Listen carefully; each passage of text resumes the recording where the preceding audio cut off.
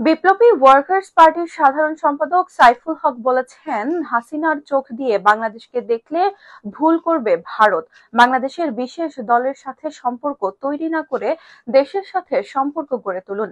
শুক্রবার জাতীয় প্রেস ক্লাবের সামনে বিপ্লবী যুব সংহতির উদ্যোগে ফিলিস্তিনে গণহত্যার প্রতিবাদে আয়োজিত মানববন্ধনে তিনি একথা বলেন।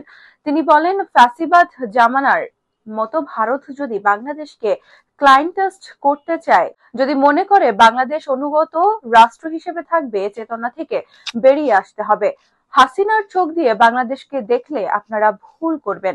বাংলাদেশের বিশেষ দলের সাথে সম্পর্ক তৈরি না করে দেশের সাথে সম্পর্ক গড়ে তুলুন। তিনি আরো বলেন, দুদিন আগে দেখলাম ভারত আমাদের এখানে ট্রান্সশিপমেন্ট বন্ধ করে দিয়েছে। আমরা যেটুকু বাণিজ্যিক সুবিধা পেতাম সেটা তারা বন্ধ করে দিয়েছে।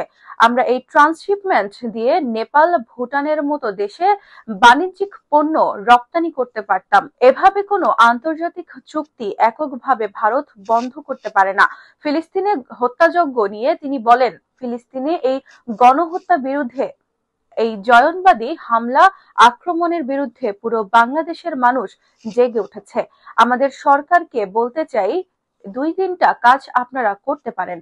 প্রথমত, আমাদের পাসপোর্টে আগে যেভাবে ইসরায়েলকে নিষিদ্ধ কাতারে নিয়ে যাওয়া হয়েছিল, পাসপোর্ট এখন সেভাবে উল্লেখ থাকা দরকার। দ্বিতীয়ত, হাসিনা সরকার ইসরায়েলের আড়িপাতা যন্ত্র ইউরোপের বিভিন্ন দেশে এবং কোম্পানির মধ্য দিয়ে বাংলাদেশের আমদানি করেছিল।